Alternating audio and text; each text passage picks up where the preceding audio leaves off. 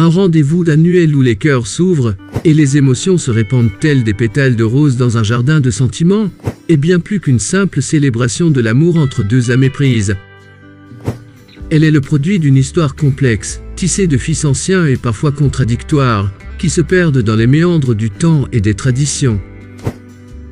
Au cœur de cette énigme romantique se trouve la Saint-Valentin, jour tant attendu par les amoureux du monde entier, chaque le 14 février de l'année.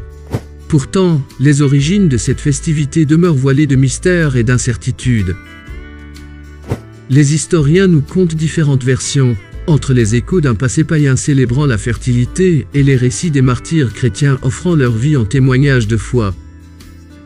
Dans l'Antiquité romaine, le 14 février résonnait des échos des Lupercales, une célébration d'une importance capitale dans le panthéon des festivités romaines. Au cœur de cette fête se dressaient des symboles suivants.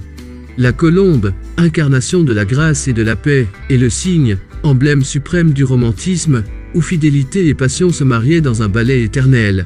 Ces symboles, porteurs de significations profondes, se mêlent aux récits de saints, tels Valentin de Terni ou Valentin de Rome, figure énigmatique de l'histoire chrétienne. Valentin, ce prêtre ou moine, selon les récits, défia l'autorité impériale en unissant clandestinement les cœurs sous l'égide de l'amour divin. Sa bravoure et son dévouement le conduisirent sur le chemin du martyre, sous le règne sombre de l'empereur Claude II le Gothique. Le rouge, couleur de la passion qui embrase les cœurs, devient ainsi le témoignage vibrant de cet amour qui triomphe même face à l'adversité. Pourtant, l'histoire ne s'arrête pas là. Au fil des siècles, la Saint-Valentin a connu des métamorphoses, glissant des mains des saints pour s'épanouir dans les jardins de la félicité terrestre. Aux États-Unis, au milieu du 19e siècle, elle prend une nouvelle forme, celle d'une fête commerciale, où les cartes échangées rappellent les billets doux des temps anciens. Le 20e siècle, témoin de bouleversements culturels et sociaux, voit la Saint-Valentin se métamorphoser encore, devenant une célébration laïque, éloignée des racines religieuses qui l'ont engendrée.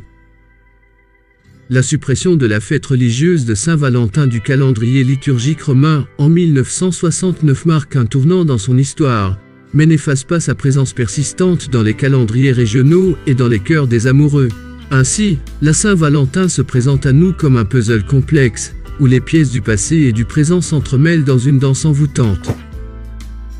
Elle demeure une fête aux contours flous, tour à tour religieuse, commerciale et poétique, offrant à chacun la liberté d'y trouver le sens qui résonne le plus profondément avec son propre cœur. Cependant, la Bible exhorte les croyants à ne pas participer à des pratiques qui vont à l'encontre des principes bibliques ou qui compromettent leur foi en Dieu. Par exemple, dans le Nouveau Testament, l'apôtre Paul parle de l'importance de ne pas être lié à l'idolâtrie ou aux pratiques païennes. Les enfants de Dieu sont encouragés à vivre selon les principes de leur foi et à éviter les pratiques qui pourraient compromettre leur relation avec Dieu. 1 Corinthiens, chapitre 10, versets 14 à 22. C'est pourquoi, mes bien-aimés, fuyez l'idolâtrie. Je parle comme à des hommes intelligents. Jugez vous-même de ce que je dis. La coupe de bénédiction que nous bénissons, n'est-elle pas la communion au sang de Christ? Le pain que nous rompons, n'est-il pas la communion au corps de Christ? Puisqu'il y a un seul pain, nous qui sommes plusieurs, nous formons un seul corps.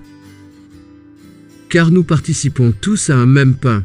Voyez Israël selon la chair. Ceux qui mangent les victimes ne sont-ils pas en communion avec l'autel? Que dis-je donc? Que la viande sacrifiée aux idoles est quelque chose, ou qu'une idole est quelque chose? Nullement. Mais ce que les païens sacrifient, ils le sacrifient à des démons, et non à Dieu. Or, je ne veux pas que vous soyez en communion avec les démons. Vous ne pouvez boire la coupe du Seigneur, et la coupe des démons. Vous ne pouvez participer à la table du Seigneur, et à la table des démons. Ou provoquerions-nous le Seigneur à la jalousie? Serions-nous plus forts que lui? Dans ce passage, l'apôtre Paul met en garde contre le fait de participer à des pratiques idolâtres, ou à des sacrifices offerts aux idoles. Il souligne l'importance de rester fidèle à Dieu et de ne pas être en communion avec les démons ou les pratiques païennes qui vont à l'encontre de la foi chrétienne. Dans ce dédale de signification et de références historiques, se déploie une réflexion complexe sur le mois de février et ses implications culturelles et religieuses. Février, ce mois empreint de diverses connotations, se trouve au carrefour des calendriers gréco-romains et juifs, où les 14e et 15e jours étaient jadis dédiés à la naissance et à la mort du prophète Moïse. Une célébration ancestrale, mêlant tradition israélienne, païenne, et éventuellement intégrée dans la Saint-Valentin, apparaît comme une superposition de rituels et de symboliques. L'évocation des Écritures, qu'elles soient bibliques ou romaines, vient renforcer cette notion de discernement entre les préceptes divins et les tentations terrestres. Les versets d'Esther et de Romains invitent à la réflexion sur la conformité aux normes du monde et à la recherche de la volonté divine. Ainsi, la Saint-Valentin, perçue comme une déviation des enseignements sacrés, devient le symbole de la séduction des plaisirs charnels, détournant les fidèles de leur véritable voie. Esther, chapitre 9, verset 19. C'est pourquoi les Juifs de la campagne, qui habitent des villes sans murailles, font du 14e jour du mois d'Adar un jour de joie, de festin et de fête, où l'on s'envoie des portions les uns aux autres.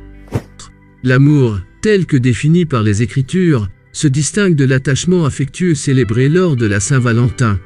La soumission, la fidélité et la sagesse émergent comme les piliers d'une relation conforme aux préceptes divins.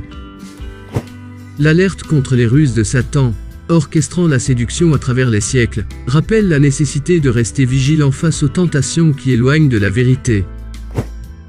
Romains, chapitre 12, verset 2.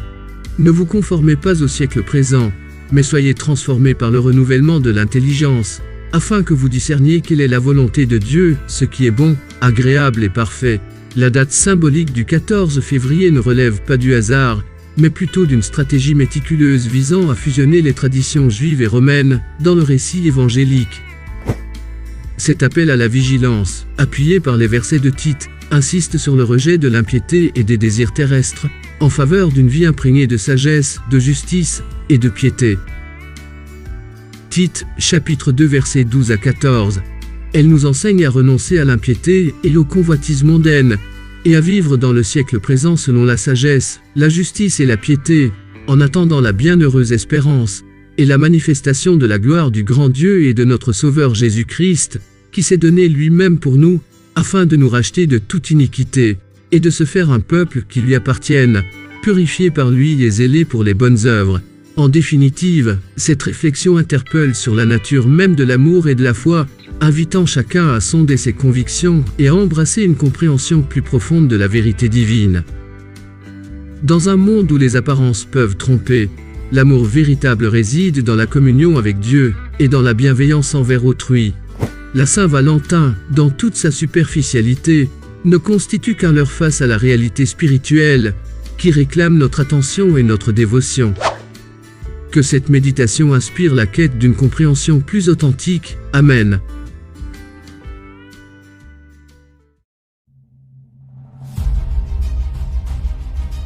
Nous sommes les défenseurs influents et emblématiques du message divin prêché par le prophète Dominique Condé sur l'Internet depuis 2010. Nous, étant les jeunes révolutionnaires de la Sainte Doctrine, nous avons créé des plateformes sur Internet pour ne parler que du bien de la Sainte Église et débattre sur certains points difficiles de cette doctrine qu'on ne comprend pas facilement.